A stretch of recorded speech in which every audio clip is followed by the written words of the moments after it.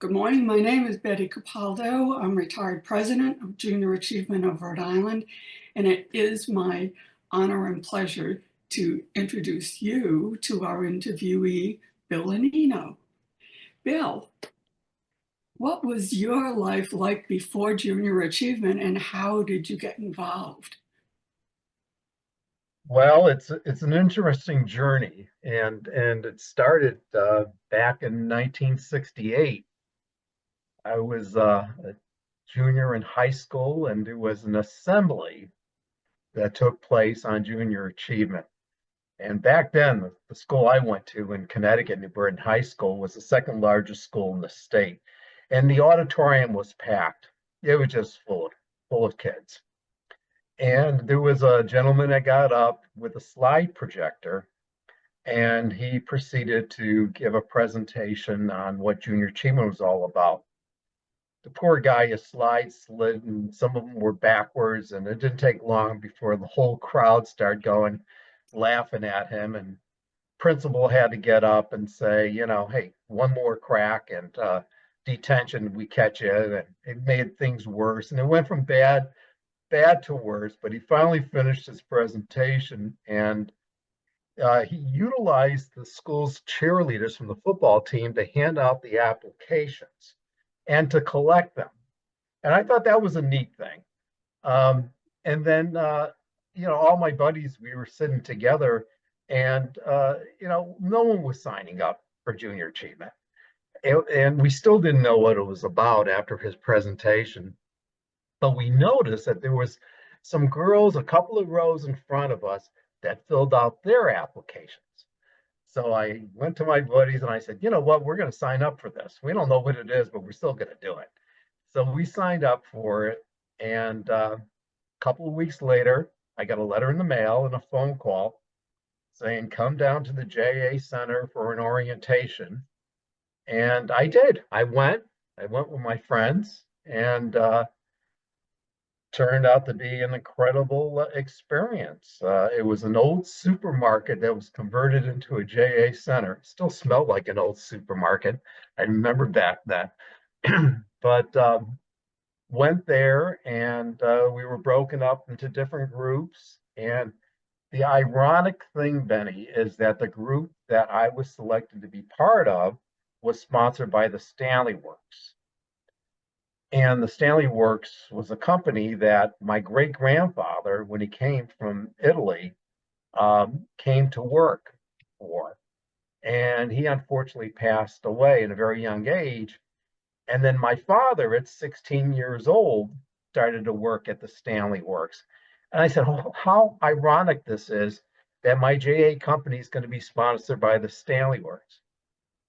Well, I went on to be president of my JA company, and then from the JA company, I became the head of the Achievers Association in New Britain, and from there, I was the part of the Achievers Association in Connecticut. I headed that up, and once I got to that level with JA as a student, JA started offering me some great opportunities. They offered me a course in the Dale Carnegie organization. That was funny, Betty. I was the only kid, and they were all adults. I was 17 years old, maybe. And there's all these adults all dressed up in their suits and stuff, taking this Dale Carnegie course. And I walked in on a Wednesday night and, casual and thinking, am I in the right place here? But it was a great experience and I learned a lot. And then Jay offered me an opportunity to get through the Reader's Digest Speakers Core, and I grabbed that. And I guess I was a sponge. Everything they offered me, I did, and I enjoyed it. And I had a really great experience with Junior Achievement. So that's how I started. I started the organization as a member. So, how did you get involved in the organization yourself as a professional? Well, that's the second stage of the journey. So I went to the university, Central Connecticut University, and my second year, I met my wife. We got married, and we had a little baby on the way. And boy, I had to go and get a job. So ironically, again, I get a phone call from Junior Achievement. They called me up and they said, "Hey, there's a position open in Bridgeport, Connecticut. They're looking for a program manager." And back then, of course, it was just a JA company program. There was the introduction of project business was on its way, but it was just the JA company program. So I went and I got the job in Bridgeport, and I spent 3 years with Paul Barber, who was the executive director back then, and learned an awful lot. He was a great program person, learned a lot about the management of the JA company program, and the differences from being a participant in the organization versus managing the organization. But learned a lot about also dealing with volunteers because the budget was really tight in Bridgeport, and we did everything with volunteers and developed some good relationships. So that's how I started, was in Bridgeport, Connecticut. I know that when you came to Rhode Island, and that's where I met you, Junior Achievement of Rhode Island, how did you transition from Connecticut to Rhode Island? Well, that was another part of the journey, which was interesting. After 3 years in Bridgeport, I left JA. I left for a little while. A friend of mine came up, a very close friend of mine, is still a very close friend of mine, wanted to open a business. And I was not sure that long-term JA was going to work out for me. Short-term it was, but I just didn't feel, I didn't know yet. So I took the chance. I jumped and we opened up a business together. And he said, "Bill, you're going to be the sales and the administration, and I'm going to be the delivery and the setup people." And we did it. And I did it for about 8 months. And by the 8th month, I was just, it wasn't what I wanted to do. And I wanted to do JA again. And then I got a phone call. Again, these phone calls, they just come randomly, I guess. I got a phone call from Bert Malincourt in Hartford. And he said, "Bill, I'm looking for a number two person." He said, "I know you left the organization for a while, and hopefully you come back in." And I was so happy, Betty. I was delighted. I came home. My wife said, "This is the biggest smile I've seen on your face in a long, long time." And so I went back to JA, and I was there, Bert Valancourt's number two person for 8 years. And we did some great things in Hartford. And I learned a lot about board development. And Bert had one of the best boards in the country. And he really knew how the chemistry of how to work with a board. And he shared that with me, and that helped me a great deal to my next part of the journey, going to Rhode Island. And Rhode Island was an incredible experience because there was a lot of things going on. They had a tremendous staff with you, Betty, and Thank you. Barbara, Carrie Caniglia, I guess, Carrie, yeah. and we had Bill Cordair and others, and we had, what Providence really had was a real strong team. And what I brought to it, what I hoped I brought to it, was to just bring it up to the next level. And we did. We Providence was a great operation. We did a lot of things as a team in Providence that I think were kind of unique. We were able to recruit some speakers that came in from other parts of the country. I never forget one time we had a speaker who was the chief economist at NBC News. His name was Irving R. Levine. I don't know if you remember that, Betty. Do. But there was a phone call that came in, and it was from Japan. And I didn't know it was one of my colleagues pulling my leg or something, but it was Irving R. Levine was on the other line, and he accepted our invitation to be our speaker. And that worked out really, really great for us. So we did, for a small state, we did a lot of big things, and we had some great benefactors, some great supporters, great board members. In the beginning, it was a little bit tough because I think the board thought financially we were doing a little better than the operation really was doing, and I was the bearer of the bad news, saying we had to step it up a little bit, Mm, but we did. And the other thing that I'll never forget about Rhode Island is that we had fun, with our staff, and we also had fun with our board members. And what I learned in Hartford and I brought to Rhode Island is that chemistry of board members is so critical, and our board members, I think, were really looking forward to getting together at our meetings. And you and I would pull some pranks once in a while with our board members, and GI Joe for our Hasbro board members. That was I remember that, and it was a unique experience. And we did some things in Rhode Island that I think helped the organization. We developed programs. Remember Project Success, where we had a high school that the Chamber of Commerce said to us that these kids were going to be dropping out of school, and they right. school didn't know how to manage it, and we developed a program. If my recollection is correct, I think the majority of the kids in that class stayed in school and graduated. I And, believe that's, I hopefully we think were part of that, and we did that. And that was the work that you did, Betty, and the members of the team that we all got together, and it was a good time. I And think, then Bill, go ahead. when you talk about the board members, and I remember meeting Arthur Little and Royal Little, and we talk about some titans of industry. And Yes, one of yes, the things that you introduced me to is the fact that these are people. Just interact with them like they're people. And they did become friendly with us, and yes. we could call them.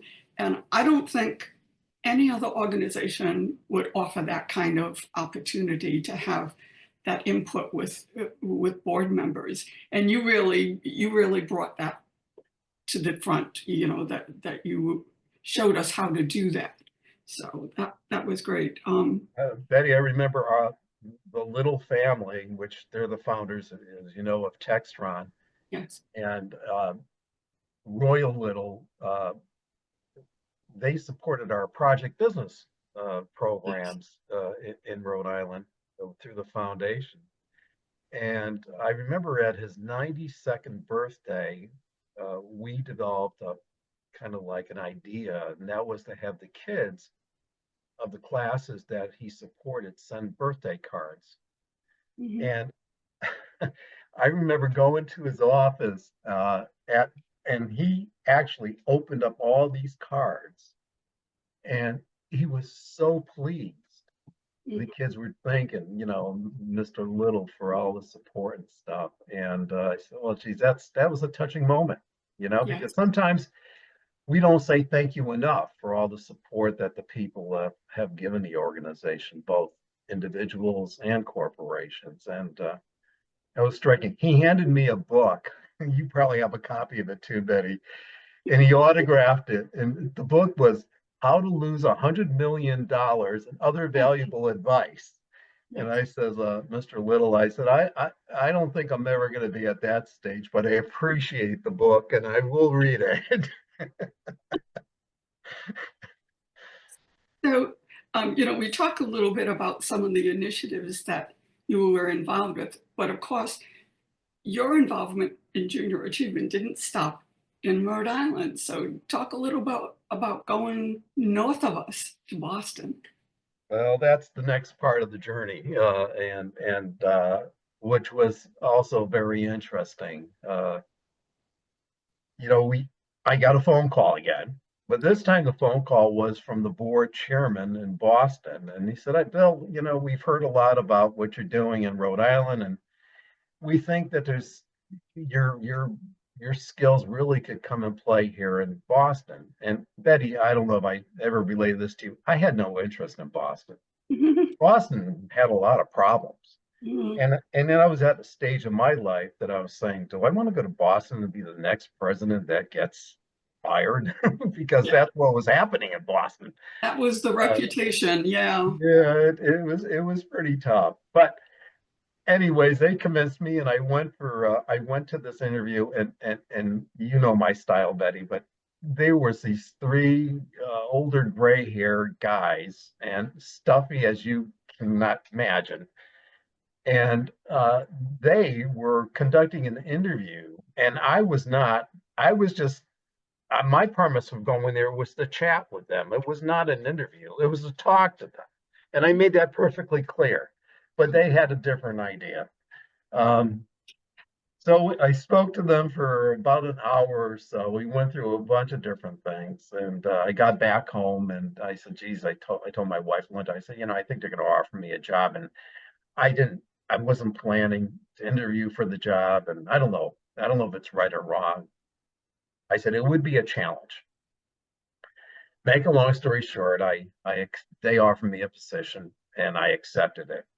And Boston was a unique situation because unlike Rhode Island and Hartford, they had a board that was in real big trouble, and they had hardly any staff.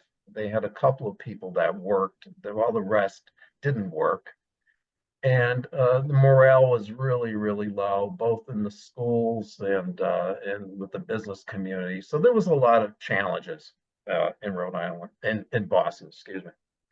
Uh, but I decided to take the challenge on, and I just went through my bag of different things that I did in Hartford and in Rhode Island, and I applied them, and we had a sizable deficit in Boston. When I walked into Boston, it was over $300,000 in debt. They were reaching like about 8,000 kids in the organization. And one of the first things that I did was I said, I'm going to spend 30 to 40% of my time on board development, and the rest I'm going to have to spend with staff development. I have to bridge my time between these two immediately to get this thing to get the organization on the right track. And one of the first meetings I had with a board member was so interesting that he was with Liberty Mutual. He was vice president of finance, Elliot Williams. And I go to him and I can tell this guy's mad as hell. He's mad, and I'm there trying to be cheerful, the JA thing. And halfway through talking with him, I finally said, "Elliot, is there something? Why are you so upset?" You know, he says, "Well," he says, he said, "Tell you the truth, the former president was going to fire me. He was going to get rid of me from on the board, and not just me, like half the board members. So you're coming in, and I don't even know if I'm on the board or not." And I said, "Well, Liberty Mutual was our number one supporter. Well, you don't go and fire someone for that reason." And so he turned out to be a tremendous advocate for junior achievement. I made him the czar of our hula bowl. And the hula bowl-a-thons we had in Rhode Island were very successful. And I said to him, I said, Elliot, we need to have a fundraiser to get us out of debt. And the one I know that can generate a lot of cash is the bowl-a-thon. And he said, "Okay, I'll do it under one promise." And I said, "What is that?" He said, "Well, that you get the president of Liberty Mutual to agree." I said, "Okay, I'll work on that one." And I met with the president of Liberty Mutual, Gary Countryman, and I said, "Get one request for me. I want you to endorse this bowl-a-thon. I don't need you to write me a check, but I want you to show up at the bowling alley and wear a bowl-a-thon shirt and take some photos with your employees bowling." Because I said, that's the most important thing. Your employees got to know that you support this organization. And he said yes to it. And then he went to with the other chief executives in the community, and they said yes. And in a year and a half, we raised over $300,000 from bowl-a-thons. So I'll always remember the success of our bowl-a-thons, Betty. It all Right. started in Rhode Island. Yeah. Yeah. That that's fantastic. And it seems that you had a knack of recruiting that one kingpin, and from there on, it just went and grew. And that's a fantastic story. So, what energized you the most about being in JA? I never had a regret about the work. I always thought that the work was a challenge. And I think the people that I surrounded myself with, both on the staff and on the boards, was the most energy. Especially toward the end of my career, I really thought that the board members just we energized each other, I think. It seemed like during a certain period of time in my career, the different ideas that I had, they weren't difficult to implement. They were, they were, they were almost, we were expecting those. They're saying, what can we do next? What can we do better? And so I think the energy really came from people I was surrounded with um, in the organization. Mm. What about, I know that we've been talking about Connecticut, Rhode Island, and Massachusetts. Um, you were involved nationwide too. I mean, you had your input nationwide. Can you talk a little bit about your involvement with JA across the Well, nation? a lot of it started, Betty, through some of the programs. I know I mentioned about we developed a Project Success program in Providence, and we start developing programs in Boston, and they complemented our existing programs. They didn't diminish them at all. Actually, they enhanced them. And we took a program like the Job Shadow program, and we said, well, develop a let's go and develop that further. So we developed a program called BASE, Building Achievement Through Sports and Entertainment. And it was a natural fit because we had the greatest sports teams in the nation, I think, anyways, in Boston. So we were able to get the Celtics and the Bruins and the Patriots and the Red Sox, and we developed this program with Northeastern University, and it was not to say it, but it was a home run. It really worked so beautifully. We got all the sports teams involved, and kids found out about careers in sports and entertainment, not the players, but what were the careers behind the scenes. And those people, for the most part, were overlooked. They never received any of the credit back Mm, then, especially. And now they were getting all of the credit, and it worked out. It was such a success. And then we had media partners like Fox Sports that got involved with it and became a strategic partner. And they were taking some of our kids and even traveling down to Daytona and covering the Daytona 500. We had one of our kids doing interviews with the drivers and the management of Daytona, and so it was a great experience.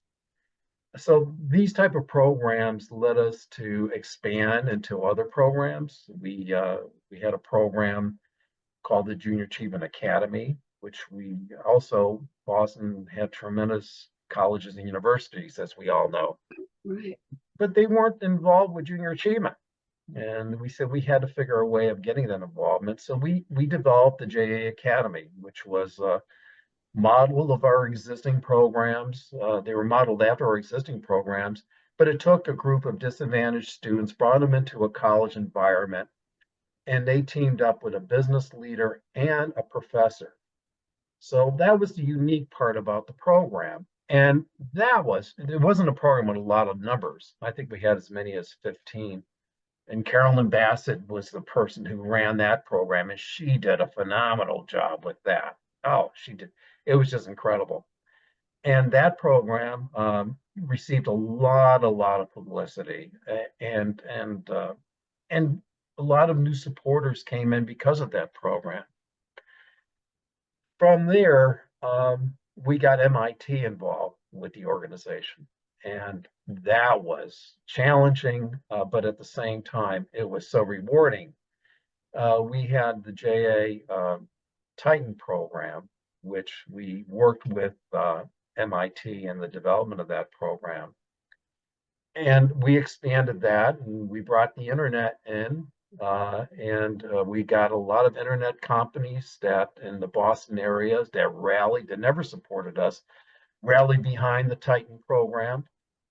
And we actually were able to develop it and bring it to the national organization. And a great team at the national organization, Pete Harder and Mm, Brad Kaufman and others that work with it, and Marty Lee and Jim Hayes, they all embraced it. And they called me up, and there was another phone call, Betty. They said, "Hey, would you come and want to work for the national organization?"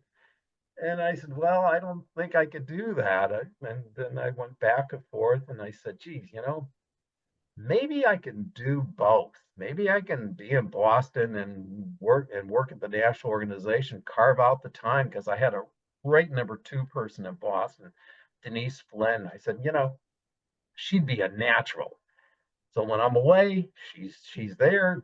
I'm only a phone call away, and so we gave it a shot. And so I went to work for Marty and Jim, and that was a great experience. Betty, I got such a great appreciation of how hard they work at the national office. I mean, right, before that, right. I really didn't know. And working with them, I found out directly how hard they worked. And they did a great job with that program. And we were able to expand it nationally. And it was great. It was great for the organization for us to have that program because the next stage of life, is technology, and we were all affected by technology. And by having a program that was first out of the box, that was bringing economics through technology driven, that was big, and it worked for all of us. And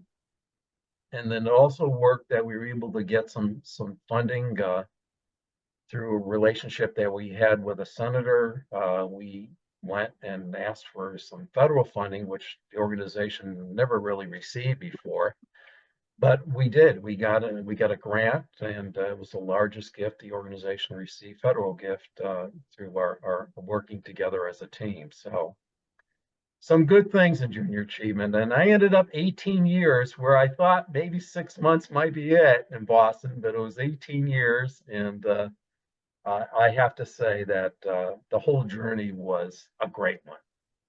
Well, what are you, out of all of this, and I listened, just in these last few minutes, from your introduction to JA through this, there's been a lot of high points in your career. What do you think is the greatest achievement? What do you feel being the greatest achievement in your career? Well, there was a lot of things, Betty, that happened in my career. Um, you know, I this may sound kind of funny. I really go back down to the kids in the organization, what they've learned, and I got the biggest charge out of that.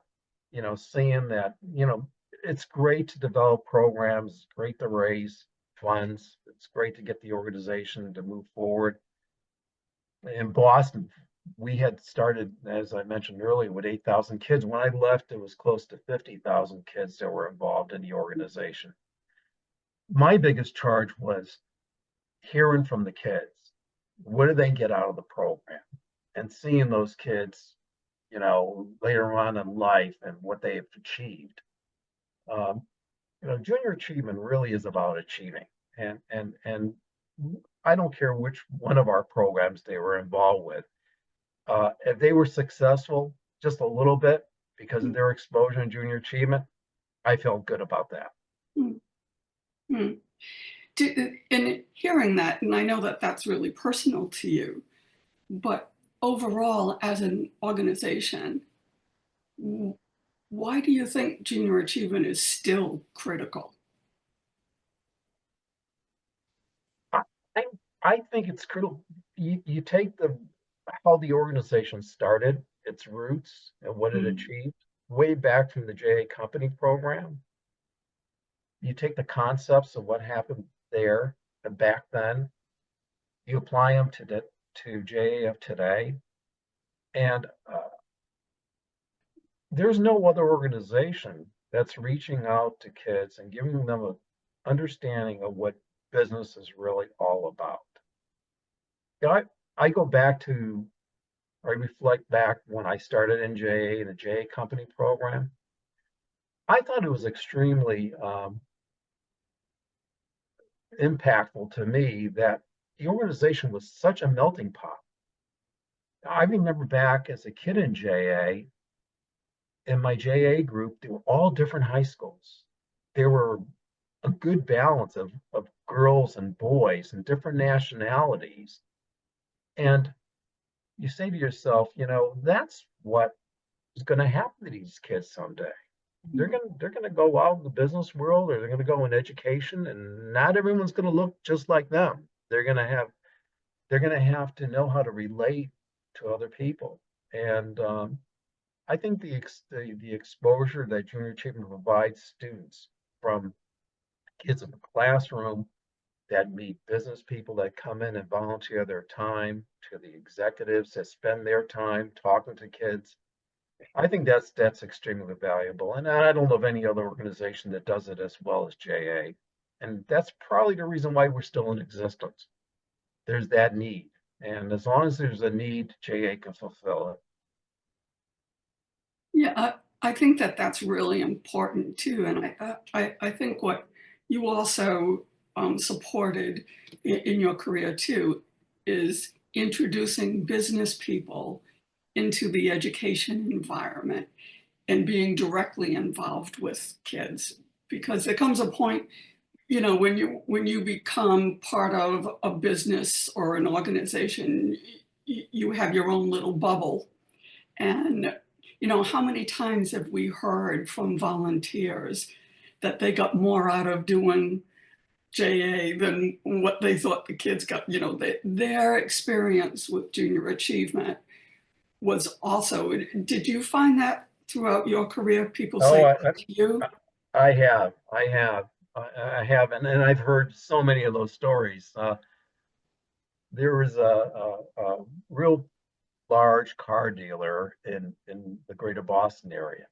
His name is George Albert. He has Woodman Foreign Motors. He has all the different dealerships, the Affinities, the Toyotas, the Lexus. He has them all. And he was a member of Junior Achievement when he was in high school. And I asked him the similar question. I said, well, what impacted you to be part of JA? And he says, Bill, he says, when I grew up as a kid, the only business people I knew were bookies. They were people that were running the neighborhoods, that were bookies, and I really didn't. I thought my life was going to be that way too. He says, until someone offered me an opportunity to join Junior Achievement. And he said, I learned the basics about what business was about, and I had good luck, and I Right. ended up owning all these car dealerships. And he always tells that story, the bookie story, and I can relate to him. I can relate to a lot of my friends. That JA really impacted their lives, and many of my colleagues around the nation that were involved with Junior Achievement. They all have stories about the early days and the current days of the organization. Right. Do you see the current um, junior achievement programs, um, how different they are than when we started? How do you see them evolving, similar to what we experienced? I think it's a turning point in the organization. Right now there seems to be, and there's not. I'm not being critical of Junior Achievement, but there seems to be a little bit of a gap. There's not. Do we really understand what Junior Achievement is all about? Is it the old JA? Is it the new JA? And it's, you remember Betty, they used to have this statement, Jay was the best kept secret, and I think we have to revisit that again, because I don't think there's a lot of people that know what Junior Achievement is doing, and there should be a lot of people, because Right. think about all the students that have gone through JA programs in our lifetime. They're Right. all out there. And if you can rekindle them in some way to reconnect with the organization, that's always a challenge. But if you, there's, I'm sure there's a way of doing it, especially today with technology. I think the organization would be better to spread the word more than it's doing today. Right, right. I don't know about you, but I know that when I meet people, you know, in a social setting or whatever, and they'll ask, you know, oh, what did you do? And I said, oh, I worked for Junior Achievement. I can't tell you how many times I said, I met my spouse in Junior Achievement. Yeah, yeah, yeah, You know, that's right. That's it's right. it's true, you know, that years ago. So if there's any motivation, there you go, right? You know, there's That's right. That's right. there's one to get them going, and that. So I know you feel that JA is critical, and you've really explained how you feel about that. Is there anything else that you would like to say about junior achievement? Well, to the new employees or the younger employees, stay in touch with your colleagues in the field. You know, and sometimes you may feel that you're overwhelmed, but that phone call, you know, to Betty or other people that you know, I always had a group of people that I would touch base with, uh, friends out in the field, and they would touch base with me, and we would share some of our different ideas and approaches, and I think that that's something that's important. You don't want to be isolated. You want to be part of a group and a team. And I think something else that I've done, and I've tried to share with the people that I've worked with, is that success does breed success. And sometimes from being successful and being very successful is marginal, if you think about it. Sometimes we go out and we say, oh, yeah, that was successful, but you can make it very successful. And it's not that much more effort to make it very successful. Mhm, People have always recognized the very successful efforts that you've done. I'm sure mhm. they recognize yours, Betty, as and many of our colleagues. And just to be successful sometimes is not enough. Strive to be very successful, and it works. Well, there's a life lesson in there too, right? Yeah. Well, Bill, this has been such a wonderful conversation to have, and I'm so thankful that I was asked to interview you and to have this conversation. I'm thinking that it wasn't even an interview. I'm thinking this was just a conversation to two old friends. And And I feel the same way, Betty, and I'm so pleased that we were able to connect. absolutely. Is there any last comments that you would like to make? No, Well, no, I just thank you, Junior Achievement, and this was a great experience. absolutely. I enjoyed hearing you kind of reminisce because it's bring back memories for me too. So, and it has been a wonderful career and experience for me. And I know from my colleagues, they feel the same way. It's a great organization to work for and to be involved with. And that, you know, who could ask for a better work life than this? Because it You're really right. wasn't all that work, right? It was That's right. a lot of inspiration in there. And you were part of that. And I appreciate everything that you did for me because you know what? You really brought at a time in junior achievement where women were just coming into the organization. You made it possible for women like me to be able to move up into the organization and take on responsibilities. So you were really part of that success too, and I thank you for that. Oh, thank you, Betty. Well, take good care. Give my best to Linda and the boys, and grandkids. Have a wonderful rest of your golden years. You too, Betty. Thank you, Bill. Bye now. Yeah, bye bye.